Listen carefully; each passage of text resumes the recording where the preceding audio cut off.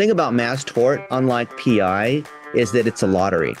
And when you hit big, you can hit really big.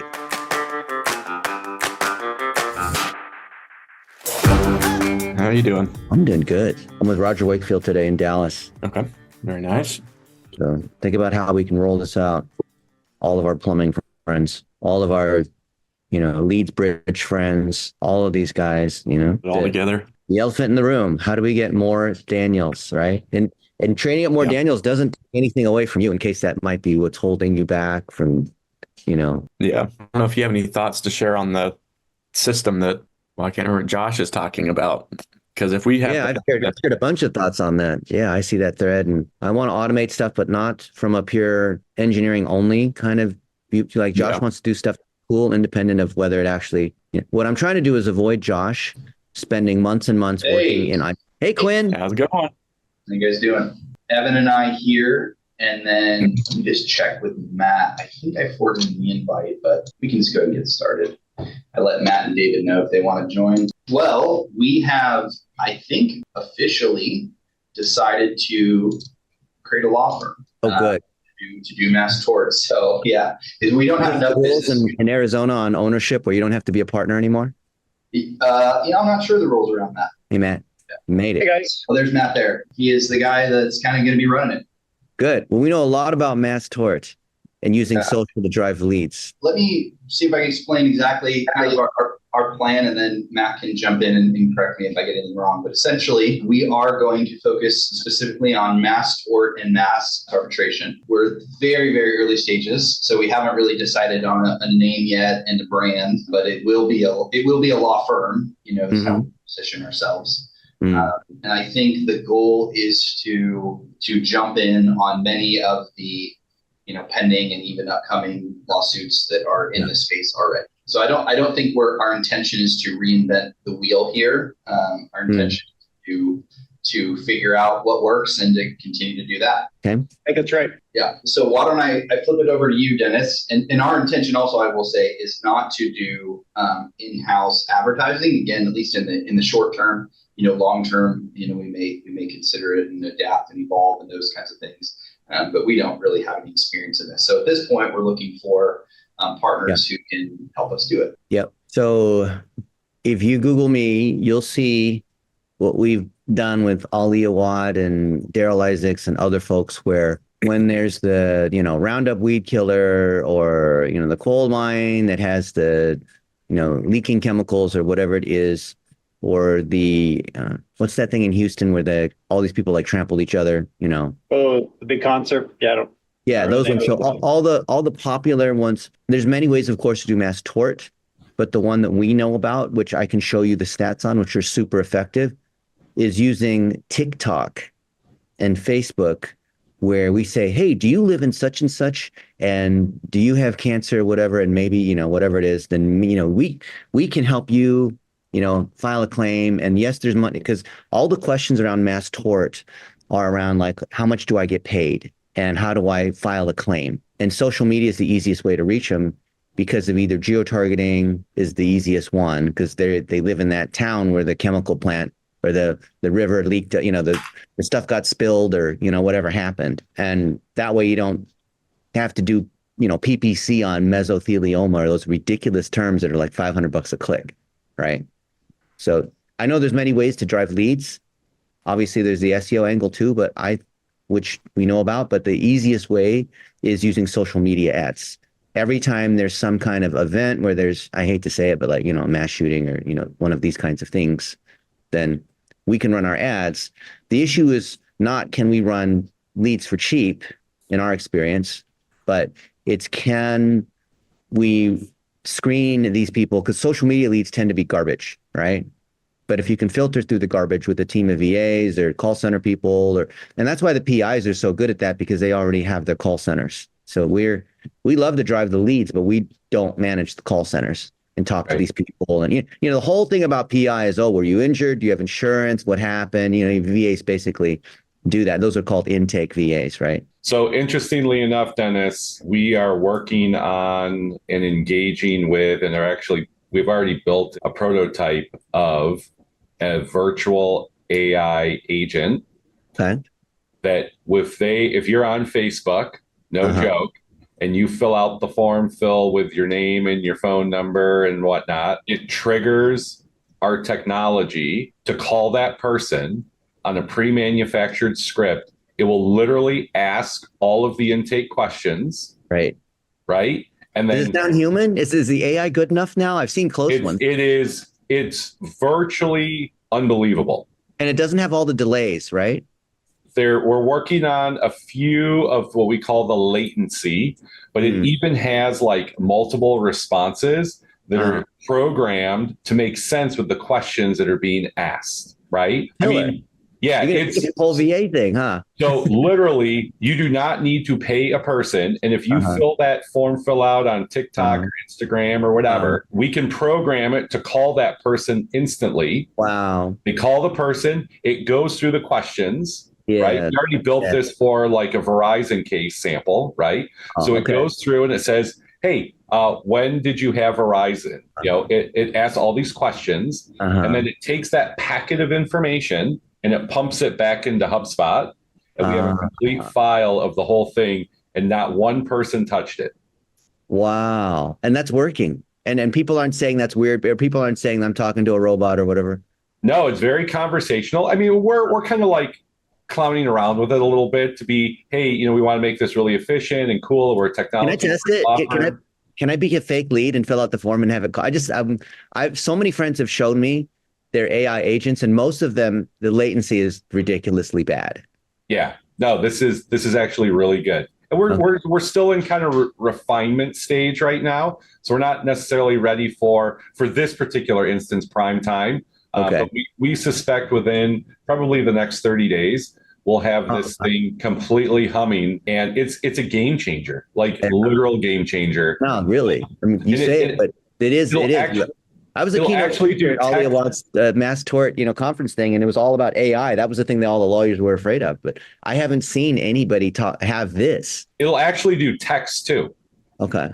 So you can have an SMS conversation with the AI from an intake perspective, and you have to nail on the head. Like the intake is the most critical thing. If you start doing form fills with intake, that gets really obnoxious fast. You got to call them back within a few seconds. That's the most important thing. Right. Yeah. So our where we're at with the law firm piece is we just need to, where you burn a lot of dollars is learning, right? So we need to figure out how we shorten the learning curve on any of these cases as quickly as possible and don't burn a bunch of cash. And, the risk obviously is, the case doesn't settle, right? Or it's a non-starter.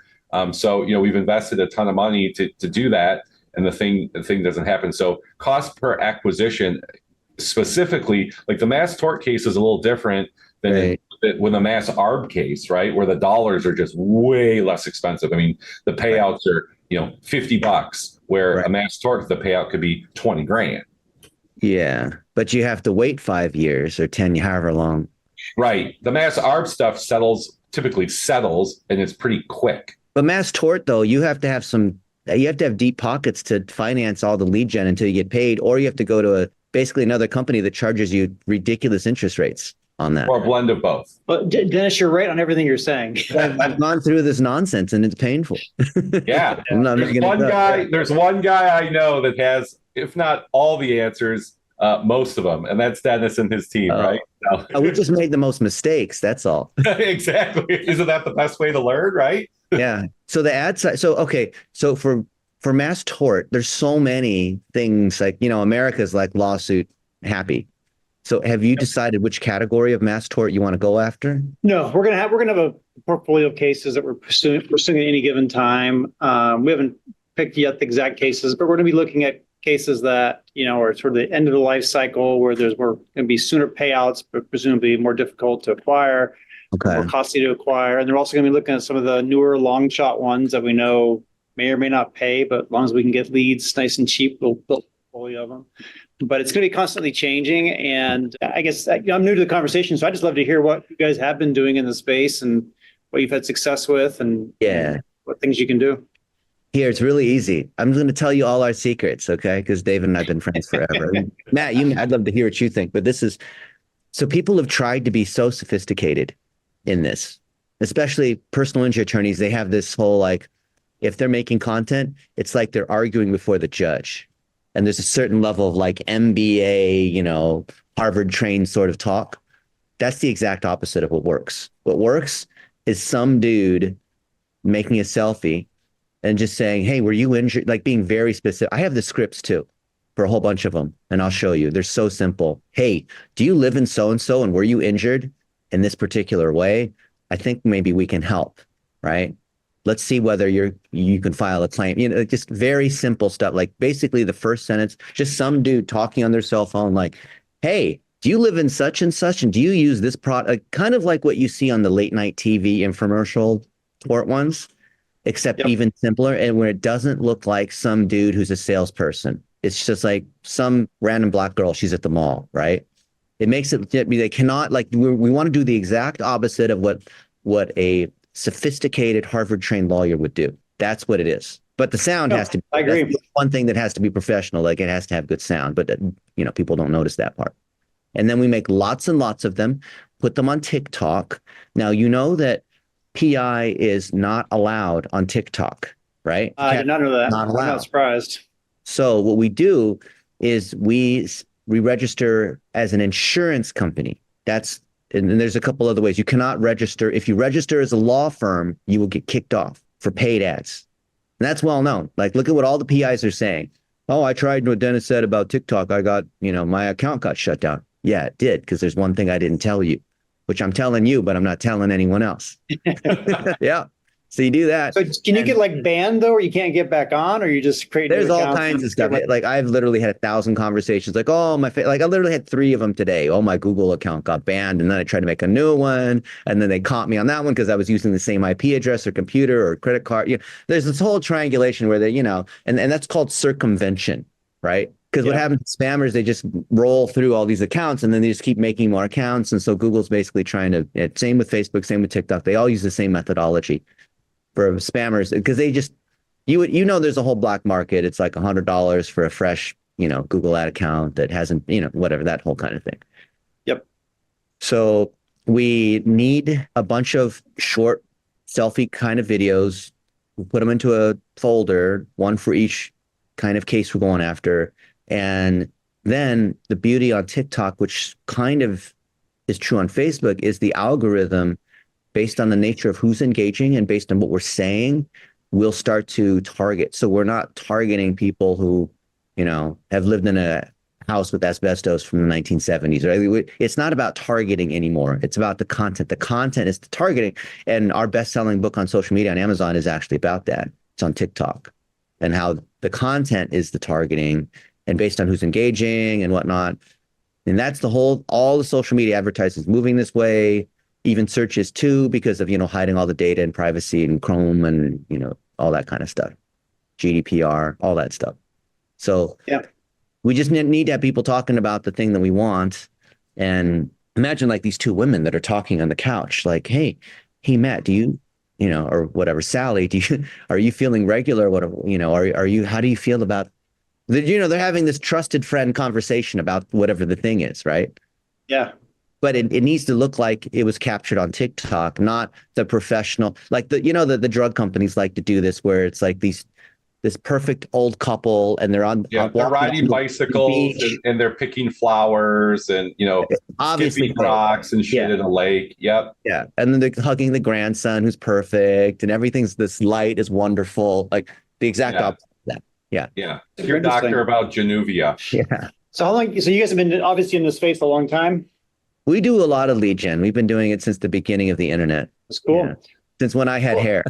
Yeah, it's been a while for me. So I guess, obviously we're super early into this. We don't even know what cases we're going to target or anything. But I guess, do you have any information you can share with us in terms of, like, I assume what you guys do but you tell me how you do your pricing. Is it per like successful lead or successful sign up, or just we give you a budget, you spend the money, see what happens?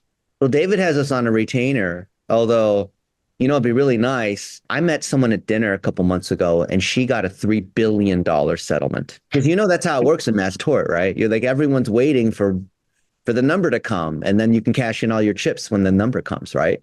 But until then, you're holding this liability that is just getting bigger and bigger, and you have to finance it somehow, right? And yeah, we're getting cheap leads for like $3 or $4.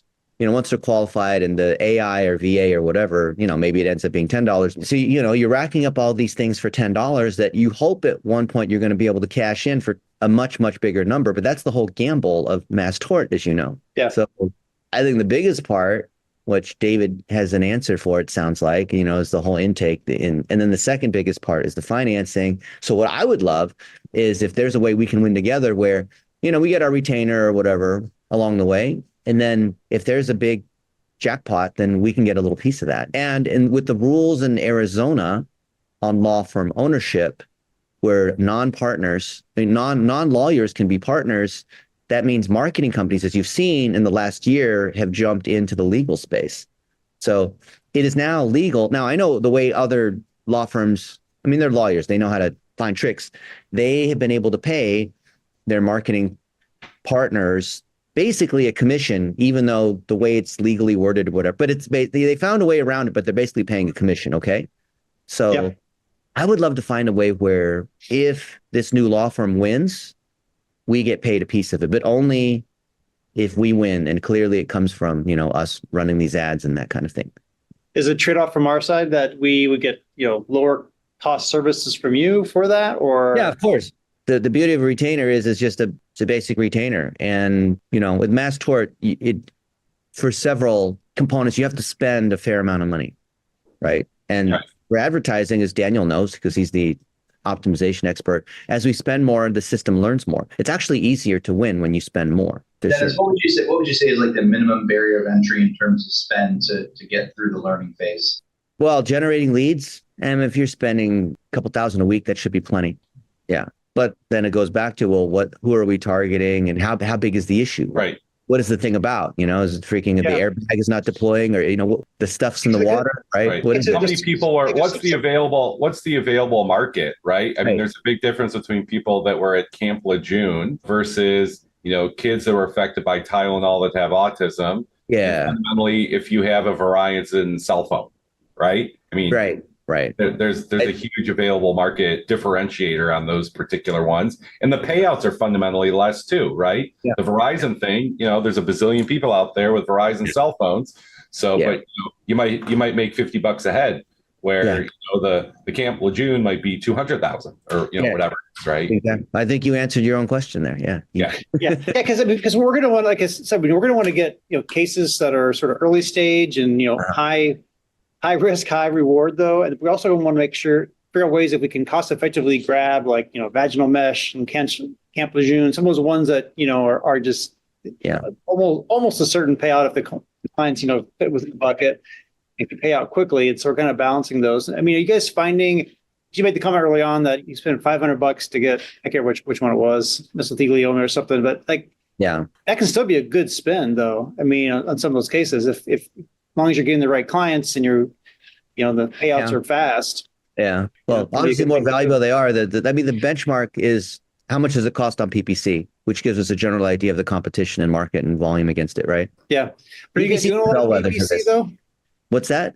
Are you guys doing a lot of PPC? I guess I was envisioning your TikTok strategy. We do a lot of PPC, but I have not been able to find it to work for PI except on just run-of-the-mill, like car accident, truck, those kinds of terms. But for mass tort, I don't know. I mean, so not on search. I don't think many people are making it work on search just because it's been around too long and the price got jacked up and all that. But display as part of Google Ads, YouTube, if you don't get banned, and I think so. But social media is the best way, especially like, going after Verizon, because then you don't have to target Verizon. If you just mention Verizon, then the system can sort of optimize. Right. You have a little Verizon logo in the background, so as you're walking around, just little ways to kind of train the algorithm. You're trying to talk about Verizon, Yeah. A guy talking on his cell phone into the cell phone saying he's gotten screwed on his bill for $1.48 or, whatever. Yeah. Yeah. But to answer your question, though, I mean, I guess I'm not opposed to a partnership where you guys could share some upside. I mean, we just want to have it, be a reciprocal. We get the benefit of you guys are helping cover some of the risk as we get into these cases, because you're not charging us. I mean, we're not looking for you to write a check, but looking for you some free labor, I suppose. So. or Yeah. reduce cost labor. Yeah. And, I'm totally open to that. So, Yeah. Perfect. It's just a matter of the mechanics. Our retainer is nothing compared to how much financing you have to do against the ad spend while we're waiting for the case to settle, right? yeah, but just go to, if we can just, when we can get leads super inexpensively, and if we can get AI to work, and look, AI doesn't have to work on every single client, but if it can work on the right percentage that it's going to be super, super cost effective to sign up these people, then it's just the whole game is a lot easier when you have a smaller spend on the front end. Yeah. All day. I'm with you. No, you run to the issue. Okay, fine. So, we have $2 leads that are coming in, but then how many of them do you want? And then it's the math on how long is it going to take to settle, and how much can you finance? Yep. Well, as Matt said, we're kind of in the infancy here of getting things spooled up. I think we probably have a 60-day ramp up to get the brand built and the website stuff and identify the cases. And we need to find the right resources from a marketing perspective, and learning fast and not burning a bunch of cash is high on my priority list. And leveraging people like yourself and you, Daniel, that have played in this space and seen some success, and bringing you in as partners on this opportunity, I think is really cool. So let me ask you a question. This is like when people go into an area that's new for them. I mean, I love experimenting too and all that, but I'm kind of one of those where I'm lazy. I want to go with someone who's won here before. And what I've seen in mass tort is that there tends to be a group of companies that are smaller law firms that generate the leads. And then they sell those leads off to the main, there's like these syndications, right? And there's like the main big law firm that is going after that particular issue, and they specialize in that issue. And partly it could be, the money, where these smaller firms don't have the money to be able to finance this thing. But B, there's typically in any area one or two main law firms where they're like the mesothelioma lawyer or whatever, the Camp Lejeune, whatever the thing is, and then they just rev share back. So are for some of these, do you have like a strategy of, or maybe you have a couple law firms that you want to partner with where we're more the lead gen, or if you want to take the whole thing, that's a completely different matter, right? Then you actually have to really know it, right? Yeah. So our primary model is rev share. So we're not looking to sell the cases. We're not looking to litigate the cases either. So we will be teaming up, and we're already in talk with lawyers. And it's just going to depend on the case. So we'll have multiple law firms that we're rev sharing with. So we'll still be the front face to the client for the most part, and having regular communications with them, keeping them engaged, so we don't lose them.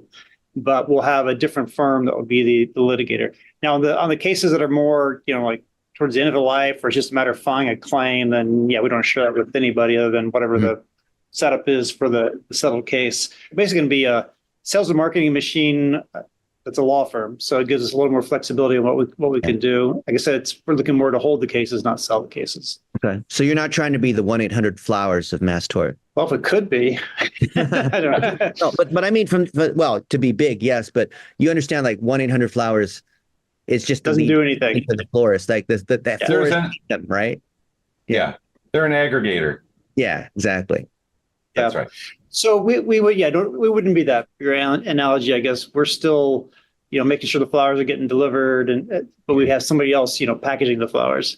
Yeah. We're making sure the clients are actually getting the flowers. Wow, David, I would have never imagined that you would go after this area. It's just like, okay. So as we've kind of discussed, with ERC, there's a pivot has been taking place, right? So, ERC is winding down and probably quicker than we all expected. And, as on the senior leadership team, we all come from a pretty diverse background, right?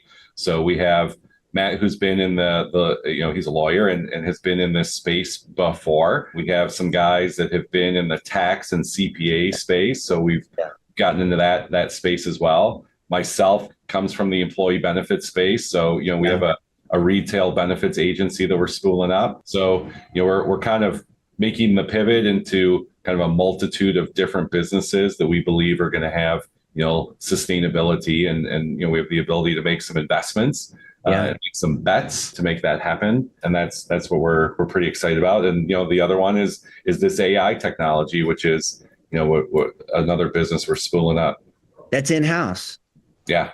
Oh, wow. That is cool. There's so many pieces to this spider. I like the mass tort thing because I think, as Matt alluded to, you have a mix of big lottery tickets and small little coupons. And there's a Yeah. portfolio of these that you have to manage. Yeah. Correct. Yeah. Instead of like the one ERC and you're just holding on to one thing, right? Well, you have only one thing. That's not a hedge. That's just like one stock that goes up and down, right? Yeah, exactly. Okay. Mass tort's super cool space. Not everybody that jumps in is successful though, but we think we have, as long as we're someone in the right team of outside resources, we think we can pull this off. Yeah. Well, we're biased because of the nature of the people who reach out to us, and we see the biggest failure is the lead gen side, where they just don't know how to do that. And these lawyers, it's like a stereotype. They don't understand social media because they try to do lawyer-like things. Right. Yeah. I've run some high volume consumer firms, and so you got to take off your high hat and put your baseball bat on backwards and be a man of the people. You got to be like reality TV, right? Yeah. You got to be like that. All right. Sounds good. Dennis, thank you. Daniel, Yeah, it's nice meeting you guys. We're again kind of getting things off the ground here, but I knew you had a lot of experience in this space and love working with you guys. I'm just telling you, be prepared. You know how on reality TV you have these people who just like get mad at each other and it's all drama. That's the kind of we're going to be making stuff like that. When should we hear back? I mean, you're spooling up over the next 60 days, but what's the next thing we can do, or when should we hear back from you? Well, if you guys can give us, and maybe what you said is sort of the rule of thumb we can run with, but like I am trying to get some modeling done in terms of, what leads are going to typically cost and what the funnel looks like for getting into a signed client from those leads. I know you're throwing around, $2 leads and $10 clients. I didn't know if that was realistic or not. It depends on what the category is. I'll tell you what, we'll put together some process components on how it works, so then you can sort of model in your assumptions to build the overall financial model. That'd be awesome. Boss leads, how many times we use the AI and whatever it is. Yep. Awesome. Yeah. All right, guys. Have a great weekend.